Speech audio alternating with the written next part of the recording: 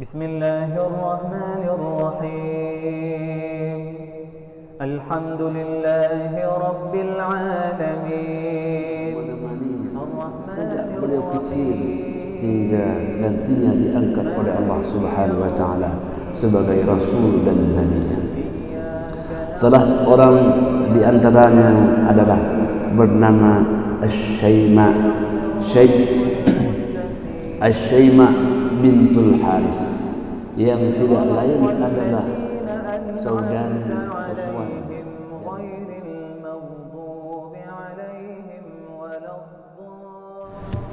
Assalamualaikum warahmatullahi wabarakatuh. Alhamdulillahilladzi an'amana bi ni'matil iman wal islam. Wassalatu wassalamu ala sayyidil anam nabiyyina wa habibina Muhammadin sallallahu alaihi wasallam. Allahumma la ilma lana illa ma 'allamtana. Allahumma 'allimna ma yanfa'una wanfa'na bima 'allamtana. Innaka antal 'azizul hakim. فقال جل شأنه في كتابه الكريم وهو أصدق القائلين وبهديه يهتدي المهتدون. أعوذ بالله من الشيطان الرجيم. بسم الله الرحمن الرحيم. لقد كان لكم في رسول الله أسوة حسنة. Segala puji kepada Allah, Tuhan yang telah memberikan kita kesehatan dan kesempatan hadir. Ni'matani ma'budun fihima katsirun minan nas. Dua nikmat yang sering diabaikan oleh manusia, nikmat kesehatan dan nikmat kesempatan. Banyak orang yang sehat tapi tidak sempat, dan banyak orang yang sempat tapi tidak sehat. Dua nikmat itu telah Allah berikan kepada kita. Patutlah kita gunakan dengan sebaik-baiknya, karena kesempatan itu hanya sekali dan tidak akan pernah untuk berulang lagi. Selawat beriring salam marilah sama-sama kita sampaikan kepada junjungan alam baginda Rasulullah sallallahu alaihi wasallam, sayyidil awwalin wal akhirin, imamil muttaqin, yang rindu kepada kita walaupun kita tak pernah berjumpa dalam dunia. Semoga kita bersua dengan mahsyar kelak nanti.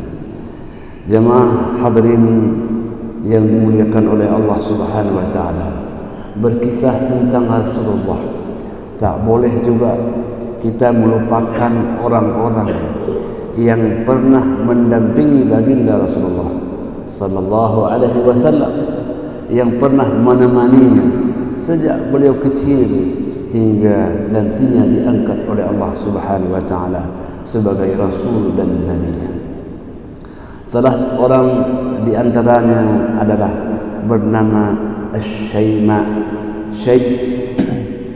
Asy-Syaima bintul Haris, yang tidak lain adalah saudari susuan dari baginda Rasulullah sallallahu alaihi wasallam.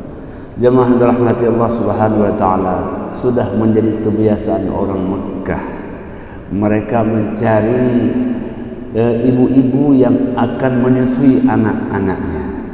Maka jemaah dirahmati Allah, pada waktu itu ada 8 perempuan yang datang dari jauh al-Badiyah, dari perkampungan yang jauh dari Mekah. Mereka datang ke kota Mekah untuk mencari bayi-bayi yang mereka akan susui, dan itulah bahagian pekerjaan pada waktu itu.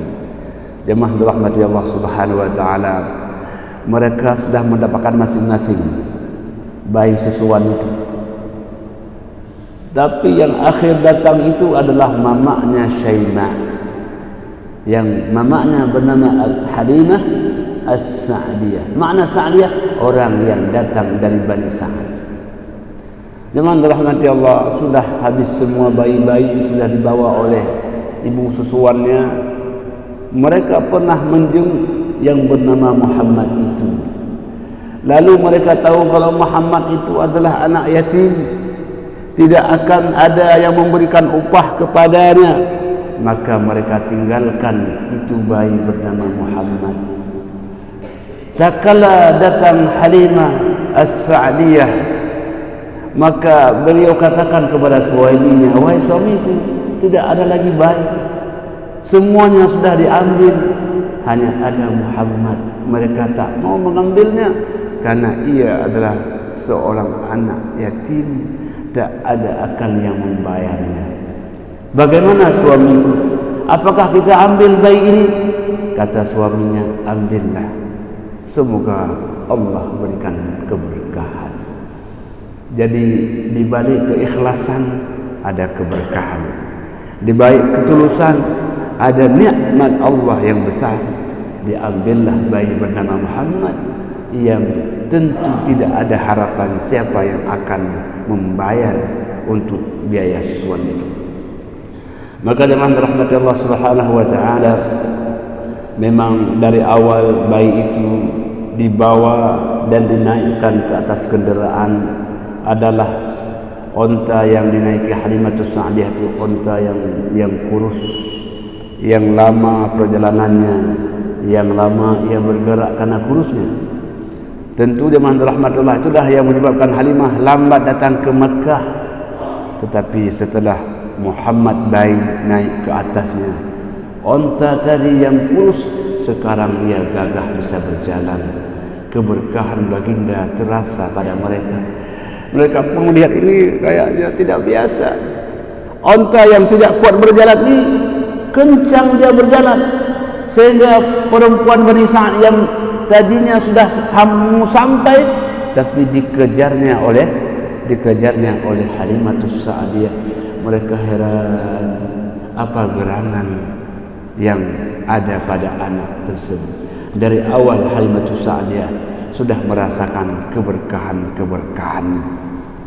Jemaah rahmati Allah Subhanahu wa taala, demikian hadirnya baginda sallallahu alaihi wasallam di Bani Sa'ad. Salah satu saudarinya bernama Asy-Syaimah bintu Al-Haris. Itulah anak Halimatus Sa'diyah yang kemudian disebut dengan saudari susuan. Yang harus kita ingat, Nabi tak pernah melupakan jasa orang lain.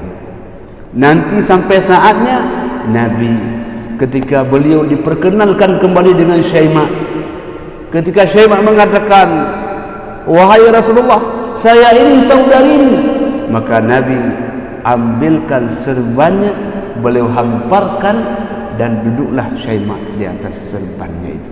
Begitulah baginda sallallahu alaihi wasallam, tak pernah melupakan jasa-jasa orang lain. Jemaah dirahmati Allah Subhanahu wa taala, Asy-Syaimah bintul Harith, namanya Juzafah bintul Harith, dan ayahandanya Al-Harith bintul Abdul Uzza, Rifa'ah bin Malan bin Bikr bin Hawazin. Hamba Allah yang dimuliakan oleh Allah Subhanahu wa taala, sering saja Halimatus Sa'diyah bila meninggalkan rumahnya, pergi bekerja dan sebagainya, beliau titipkan Muhammad bayi kepada Syaimah. Syaimah, jaga ini adikmu Muhammad. Senangnya Syaimah bersama bayi bernama Muhammad. Baik tutur katanya, indah dipandangnya, enak akhlaknya. Dari awal kecil sudah nampak kebaikan-kebaikannya. Maka oleh karena itu jemaah dirahmati Allah, Syaimah dalam permainan dengan baginda sallallahu alaihi wasallam, sering saja beliau mengungkapkan suatu syair, ya Rabbana abqi lana Muhammadan hatta arahu yafi'an wa amrana thumma arahu sayyidan musawwida wa akibtu adihi ma'an wal hussada wa a'tihi 'izzan liyadumu abada. Syair ini terungkap dari mulut Asy-Syaimah ketika melihat Muhammad bayi begitu indah namanya, indah akhlaknya, dan indah pergaulannya. Jemaah rahmati Allah, ya Tuhan, ini kata Syaimah, ya Tuhan, abqi lana Muhammadan, biarlah Muhammad selamanya bersama kami, jangan pisahkan kami dengan Muhammad. Begitu kerinduannya. Ya Allah, jadikan beliau orang yang bermanfaat dan orang yang hebat di kemudian hari. Ya Allah, jadikan beliau sebagai sayyid, tuan. Ya Allah, kami bersama beliau yang akan mendorongnya. Ya Allah, berikan kemuliaan yang selama-lamanya untuk beliau. Muhammad kecil dalam doanya, Syaiba, ya, untuk berdoa kepada Allah Subhanahu wa taala. Maka dalam rahmat Allah Subhanahu wa taala, doa dalam syair ini yang dilantunkan oleh Syaiba, maka kata seorang sejarawan, ma ahsana ma ajaballahu du'aaha, alangkah indahnya doa ini, dan doa ini diijabah oleh Allah Subhanahu wa taala. Jadi jemaah dirahmati Allah, dari awal, dari masih kecil, baginda sallallahu alaihi wasallam sudah menggambarkan masa besarnya. Ketika masih belia, sudah menggambarkan masa depannya. Bagaimana melihatnya? Dari akhlak dan budi pekertinya. Maka pentingnya akhlak dalam kehidupan itu menjadi hal yang luar biasa. Maka oleh karena itu jemaah dirahmati Allah Subhanahu wa taala, akhlak yang baik, walaupun kita sudah tiada, nama kita akan dikenang sepanjang masa. Hamba Allah yang dimuliakan oleh Allah Subhanahu wa taala, maka kata penyair, wal umamu wal akhlaqu ma baqiyat inhum dhahabat akhlaquhum dhahabu. Suatu masyarakat akan abadi selamanya ketika masih ada budi pekertinya, tapi ketika budi pekerti sudah sirna, hilanglah bersama hilang budi pekertinya itu. Maka di mahal rahmati Allah, itulah baginda sallallahu alaihi wasallam, innama mu'istu liutammima makarimal akhlaq. Hamba Allah yang dimuliakan oleh Allah Subhanahu wa taala, tak lama, hampir lebih setahun lebih, Muhammad kecil bersama Syaiba dan keluarganya. Saatnya Halimah akan mengembalikan kepada ibundanya yang berada di kota Mekah, dengan harapan semoga Muhammad masih boleh untuk kembali ke Bani Sa'ad. Kerinduan, harapan, semua agar ingin Muhammad bersama keluarganya. Datanglah, dibawalah Muhammad. Syaiba merasa kesedihan, ditinggalkan oleh orang yang disayanginya, adik yang dicintainya. Jadi kepergian Muhammad kecil meninggalkan duka yang dalam bagi Syaiba, karena tak ada lagi yang membuat beliau senang dalam hari dan kesehariannya. Jemaah rahmati Allah Subhanahu wa taala, berangkatlah Halimatus Sa'diyah, berangkat untuk membawa kembali Muhammad kepada ibunya Aminah. Tetapi jemaah rahmati Allah, di sana Halimah memohon kepada ibunya, Ibu Aminah, kalau sulit kiranya bolehlah kami bawa kembali Muhammad bersama kami. Rindu kami belum terputus, anak kami ingin bersamanya, dan sebagainya lah. Dan jemaah keberkahan luar biasa. Yang tadinya banyak onta-onta yang kurus gemuk adanya, keberkahan dalam rumahnya terasa luar biasa. Maka ibunda Aminah mengizinkan Muhammad kecil kembali bersama keluarga Halimatus Sa'diyah. Sampai kembali ke sana, senanglah Asy-Syaiba, karena yang dirindukan sudah kembali, yang dicintai sudah kembali. Kerinduan yang luar biasa. Walaupun hanya beberapa hari saja pergi Muhammad, tapi rasanya sudah setahun tak bertemu. Begitulah kerinduan Asy-Syaiba kepada baginda sallallahu alaihi wasallam. Jemaah rahmati Allah Subhanahu wa taala. Kemudian dalam ini tahap kedua ini, di mana baginda sallallahu alaihi wasallam bersama keluarga Halimatus Sa'diyah, lalu itulah peristiwa yang disebut peristiwa dibelahnya dadanya Rasulullah sallallahu alaihi wasallam. Dibelahnya dada baginda Rasulullah sallallahu alaihi wasallam, dan kemudian Syaiba menyampaikan kepada ibunya apa yang terjadi dengan rasa khawatir. Ibunya datang mengambil Nabi, memeluk baginda Rasulullah sallallahu alaihi wasallam. Nabi itu, Rasul itu pada waktu masih kecil adalah ananda bagi Halimah As-Sa'diyah, ananda susuan yang paling beliau cintai dibandingkan anak-anaknya. Ada anak-anaknya tu, tapi Halimah lebih cinta kepada ananda Muhammad ketimbang anak-anaknya. Bayangkan bagaimana sosok baginda Rasulullah sallallahu alaihi wasallam, sosok yang dicintai dan sosok yang mencintai.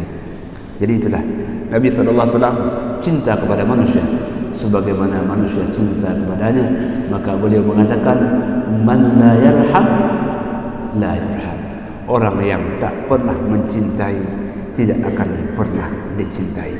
Maka hadiran kecintaan dalam keluarga kita, dengan istri kita, dengan teman kita, dan pun mereka akan cinta kepada kita.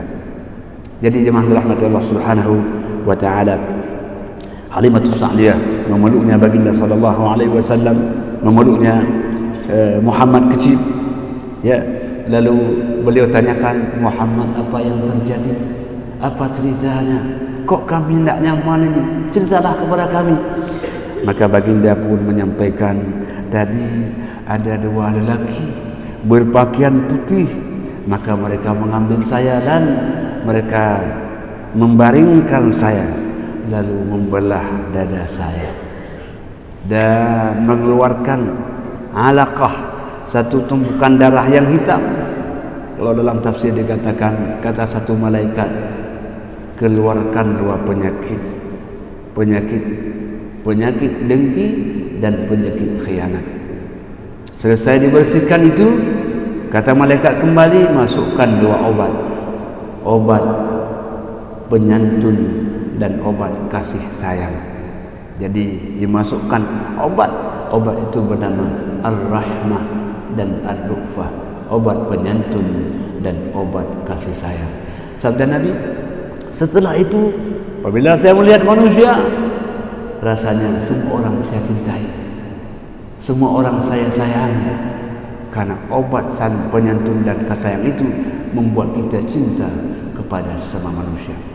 Maka dengan rahmat Allah Subhanahu wa taala, cerita ini membuat Halimah As-Sa'diyah tidak nyaman, khawatir, takut akan masa depan ananda susuannya. Hingga itulah berkesimpulan beliau akan mengembalikan Muhammad kecil kepada ibundanya, walaupun penuh kerinduannya, namun apa boleh buat, karena khawatir beliau akan baginda Rasulullah sallallahu alaihi wasallam. Kembalilah Muhammad kecil meninggalkan bagi mereka duka perpisahan yang luar biasa. Apalagi bagi Syaimah yang sudah lama bersama baginda Nabi. Jemaah rahmati Allah Subhanahu wa taala, maka kembalilah dibawa Rasulullah sallallahu alaihi wasallam yang masih kecil itu, huznan kabiran, sebagai kesedihan yang besar, ala firaqah, terhadap perpisahan ini. Jadi tanda orang yang dirindukan itu kalau berpisah sedih adanya, ya, tetesan air mata yang tak akan tertahankan. Jemaah dirahmati Allah, maka dengan demikian jemaah dirahmati Allah, selesailah kehadiran Nabi di Bani Sa'ad. Sekarang beliau kembali ke pangkuan ibundanya Aminah. Hamba Allah yang dimuliakan oleh Allah Subhanahu wa taala, masih panjang kisah ini, tetapi pada intinya adalah yang pertama, anak-anak itu memang terbimbing sejak kecilnya. Kalau kita ingin menjadi anak yang saleh, bimbinglah kesalehan dari masa kecilnya. Maka Nabi mengatakan, muru auladakum fis salah fi 7 sinin. Perintahkan anakmu untuk melaksanakan salat pada usia 7 tahun. Wadribuhum 'alaiha fi 10 sinin. Dan pukullah ia ketika 10 tahun tidak melaksanakannya. Apa maknanya? Dari kecil kita bimbing agar ketika besar dia menjadi bahagian yang mudah untuk mengamalkan apa yang dia biasakan pada masa kecilnya. Jadi jemaah rahmati Allah Subhanahu wa taala, kesalehan anak harus berangkat dari masa kecil. Kebaikan akhlaknya pun harus berangkat dari masa kecil. Kenapa demikian jemaah rahmati Allah? Karena kata sebahagian ahli bahasa, akhlak itu kan dari kata khalaqa, kha, lam dan qaf. Apa makna kha, lam dan qaf, dia bisa dua makna. Kalau kita tulis kha, lam, qaf, yang pertama bermakna ciptaan, yang kedua bermakna budi pekerti. Apa hubungannya? Hubungannya adalah kalau ciptaan itu orang untuk menjadi besar, ya, dia butuh waktu yang lama. 10 tahun mungkin dia hanya sekian, 20, 30 sampai sekian. Kita butuh waktu yang lama untuk pertumbuhan seorang anak. Demikian pula akhlak. Untuk menjadi anak yang baik butuh waktu yang lama, bimbingan yang lama. Maka pertumbuhan badan itu begitu lama, demikian pula perkembangan akhlak pun butuh waktu yang lama. Maka oleh karena itu jemaah rahmatullah, itulah titik temu antara akhlak, khalqun dan khuluqun. Semoga jemaah rahmati Allah, kita yang punya anak yang baik, kita ingin anak yang saleh, sebagaimana kita lihat baginda Rasulullah sallallahu alaihi wasallam dari kecilnya sudah menunjukkan kebaikan-kebaikannya, dan dari kecilnya sudah orang mengatakan insyaallah masa depannya ini anak yang baik. Jadi kehidupan di masa kecil menggambarkan di masa yang akan datang. Semoga jemaah rahmati Allah, kisah ini akan memberikan satu pencerahan kepada kita betapa Nabi sallallahu alaihi wasallam tak pernah melupakan jasa-jasa orang lain, termasuk jasa ibunda yang menyusuinya, termasuk kakanda yang pernah membimbingnya, Asy-Syaimah bintul Harits. Demikian, dan terima kasih hanya kepada Allah kita akan kembali. Hadanallahu wa iyyakum ajma'in. Wassalamualaikum warahmatullahi wabarakatuh. Bismillahirrahmanirrahim. Alhamdulillahi Rabbil Alamin. Allahumma salli wa sallim ala Sayyidina Muhammadin fil awwalin, wa salli wa sallim ala Sayyidina Muhammadin fil akhirin, wa salli wa sallim ala Sayyidina Muhammadin fil nabiyyin, wa salli wa sallim ala Sayyidina Muhammadin fil mursalin, وصل وسلم على سيدنا محمد في الملأ الأعلى إلى يوم الدين. وصل وسلم على سيدنا محمد وعلى آله وصحبه أجمعين. ولقد أشرت لنعت من أوصافه تحيي القلوب تهيج الأشجان. والله قد أثنى عليه فما يساوي القول منا أو يكون ثنانا. لكن حبا في السرائر قد دعا لمديح صفوة ربنا وحدانا. وإذ امتزجنا بالمودة ها هنا نرفع أيدي فخرنا ورجانا للواحد الأحد العلي إلهنا متوسلين بمن إليه دعانا، مختاره وحبيبه وصفيه زين الوجود به الإله حبانا. يا ربنا يا ربنا يا ربنا بالمصطفى اقبلنا أجب دعوانا. أنت لنا يا ذخرنا في هذه الدنيا وفي أخرانا. أصلح لنا الأحوال واغفر ذنبنا ولا تؤاخذ رب إن أخطانا. واسلك بنا في نهج طه المصطفى ثبت على قدم الحبيب خطانا. أرنا بفضل منك طلعة أحمد في بهجة عين الرضا ترعانا. واربط به في كل حال حبلنا وحبال من ودى ومن والانا. والمحسنين ومن أجاب نداءنا وذوي الحقوق وطالبا أوصانا. والحاضرين وساعيا في جمعنا ها نحن بين يديك أنت ترانا. ولقد رجوناك فحقق سؤلنا واسمع بفضلك يا سميع دعانا. وانصر بنا سنة طه في بقاع الأرض واقمع كل من عادانا وانظر إلينا واسقنا كأس الهنا واشف وعاف عاجلا مرضانا واقضي لنا الحاجات وأحسن ختمنا عند الممات وأصلح عقبانا. sama-sama. يا ربي واجمعنا وأحبابا لنا في دارك الفردوس يا رجوانا.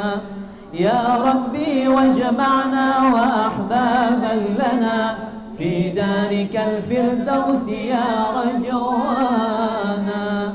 يا ربي واجمعنا وأحبابا لنا في دارك الفردوس يا رجوانا. بالمصطفى صل عليه وآله ما حركت ريح الصبا أغصانا. سبحان ربك رب العزة عما يصفون وسلام على المرسلين والحمد لله رب العالمين. الفاتحة ورحمة الله. أعوذ من الشيطان الرجيم. بسم الله الرحمن الرحيم. الحمد لله رب العالمين الرحمن الرحيم مالك يوم الدين. إياك نعبد وإياك نستعين اهدنا الصراط المستقيم صراط الذين أنعمت عليهم غير المغضوب عليهم ولا الضالين. أعوذ من الشيطان الرجيم. بسم الله الرحمن الرحيم. الحمد لله رب العالمين. اللهم صل وسلم على سيدنا محمد في الأولين وصل وسلم على سيدنا محمد في الآخرين وصل وسلم على سيدنا محمد في النبيين وصل وسلم على سيدنا محمد في المرسلين وصل وسلم على سيدنا محمد في الملأ الأعلى إلى يوم الدين وصل وسلم على سيدنا محمد وعلى آله وصحبه أجمعين. ولقد أشرت لنعت من أوصافه تحيي القلوب تهيج الأشجانا. والله قد أثنى عليه فما يساوي القول منا أو يكون ثنانا. لكن حبا في السرائر قد دعا لمديح صفوة ربنا وحدانا. وإذ امتزجنا بالمودة هاهنا نرفع أيدي فخرنا ورجانا للواحد الأحد العلي.